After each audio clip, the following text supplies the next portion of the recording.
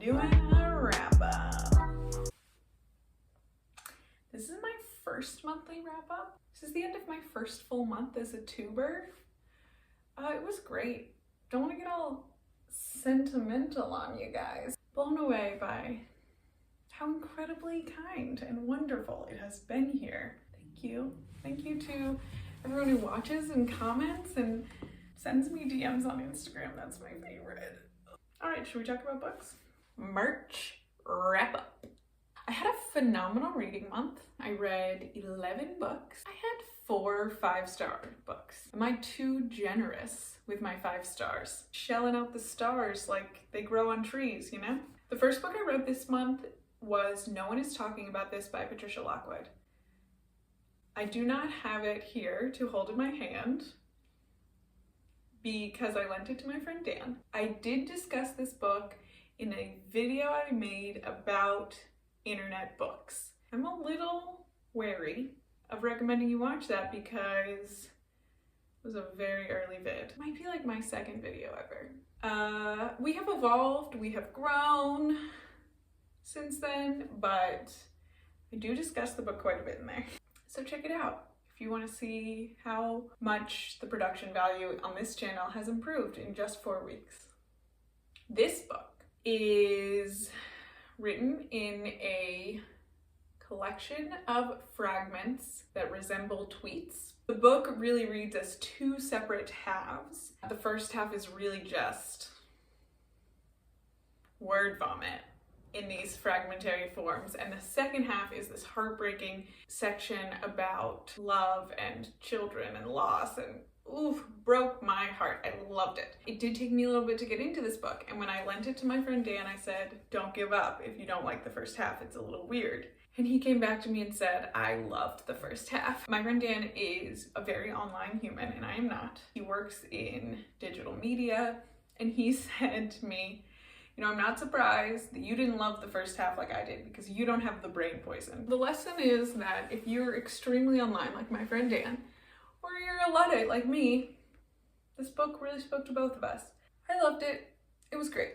The next book I read was Swimming Home by Deborah Levy. I absolutely love this book. It put my brain on fire. I had to make a video entirely about it, so I have a review video just about this book. You can check that out, so I won't talk too much about it, but this is a phenomenal, insular, tiny story with a small cast of characters, takes place over just a few days in one set location, and it's a meditation on art and writing and what those things can do, and I loved it.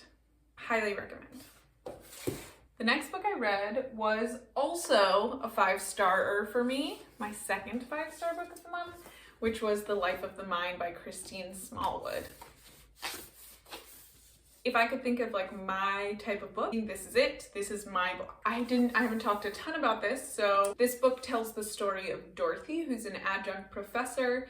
The book opens with her sitting on the toilet in the 6th day of a miscarriage of an unplanned pregnancy. This book has a lot to do with motherhood, what motherhood is, what motherhood can be, what being mothered is, and because of all those questions, it's really about what existence is, what existence can mean. This book wants us to think about time and the linearity of time. It suggests that the typical thinking around reproduction as the natural progression of moving forward in time, and therefore things like abortions and miscarriages as stops in that progression. It wants us to question that and re-examine that understanding and recognize that those things that are traditionally thought of as stops are actually part of the story, that all of those pieces are part of being mothers and daughters and fetuses and grown-ups and all of these things all at once. And it is relentless in the way that being a thinker, being a person who has the life of the mind, is this relentless onslaught of anxiety and worry and questioning. I describe this book as an existential crisis in a book. This book is also really interested in the concept of potential and wasted potential. I think that the metaphor between the miscarriage and Dorothy's career in academia is not lost on anyone. Higher education is the world in which I work and live, and this depiction rang very true. There were several passages in which I read out loud to my husband, and we felt very seen in a sad, dark way. Dorothy is an adjunct professor, which, if you don't know, is like a pretty effed up, dehumanizing situation to be in. There's really an adjunct crisis in academia, but one thing that I think is missing from this book in the conversation is the role that race plays in that crisis. I'm going to link below an article written in 2014 by Tressie McMillan Cotton about the way that the adjunct crisis really has its roots in racism, which is a perspective that I think is missing from this book. This was a debut, so I'm excited to see what else Smallwood puts out there. Smallwood does have a PhD in English, like her character Dorothy, and I think this book is like a book for readers. It is very much in conversation with contemporary female authors like, I think, Ali Smith, Sheila Heti. There's a reference to how a person should be. I think there's some references to Rachel Cusk in here. That she goes to Vegas for an academic conference, which is a particular taste of hell.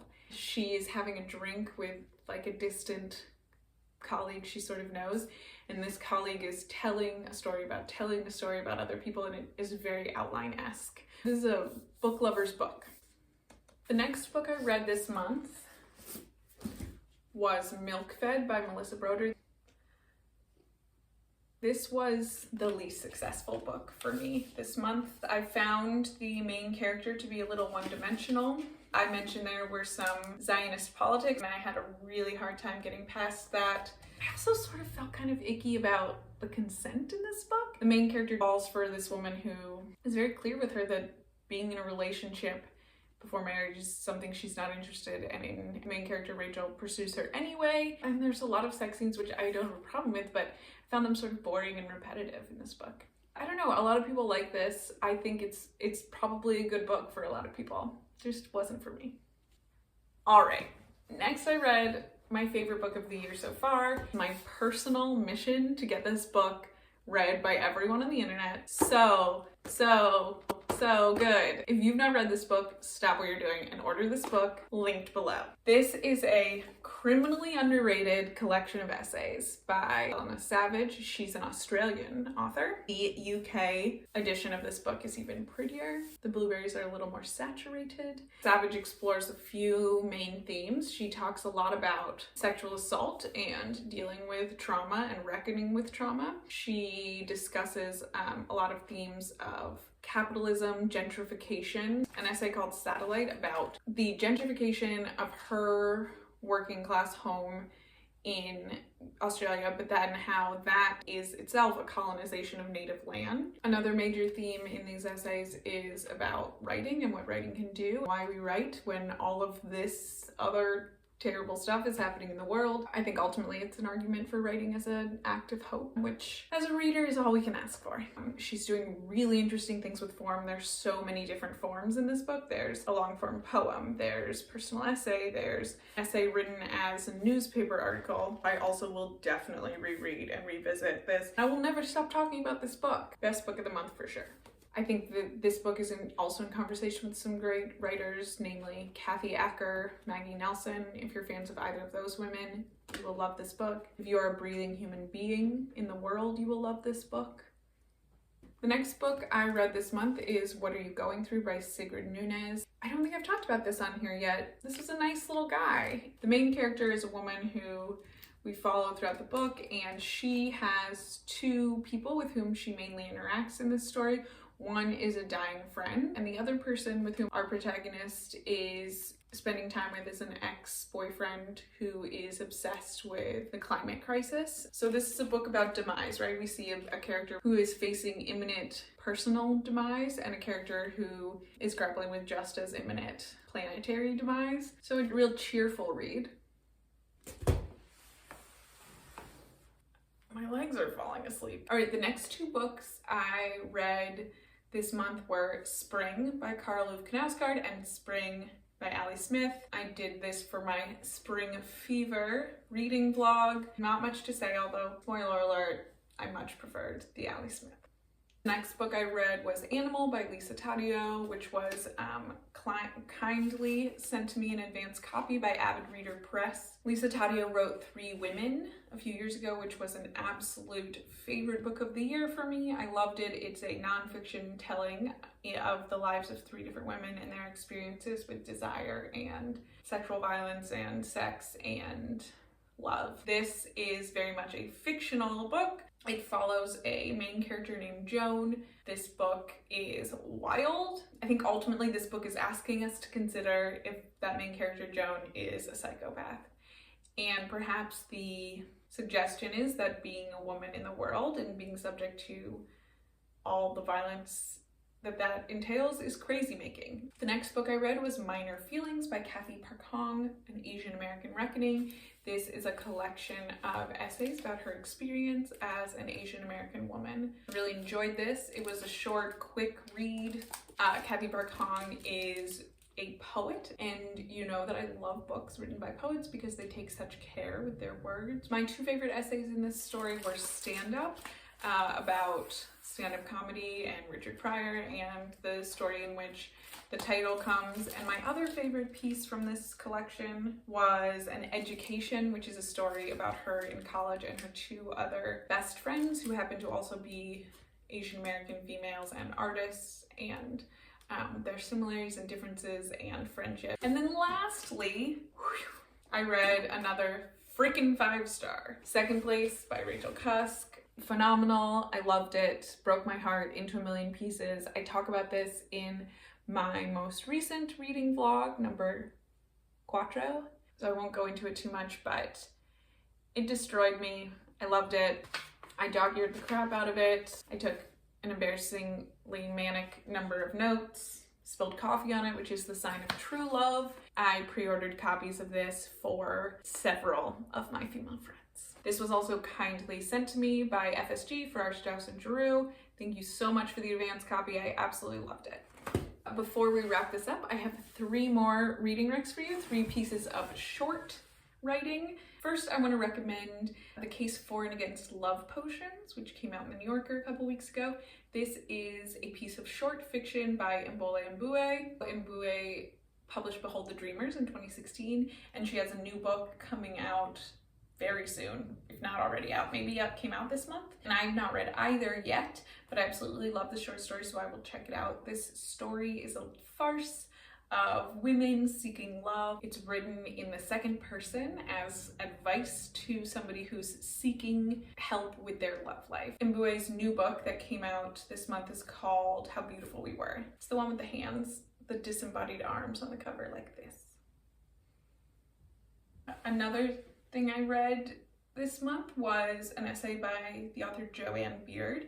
I received a comment on a video recommending that I would like Joanne Beard, specifically a collection of essays published in 1999 called To the Boys of My Youth. I did a little googling and found that one of the essays from that collection was published in the New Yorker in 1996 called The Fourth State of Matter, and it was phenomenal. I highly recommend it.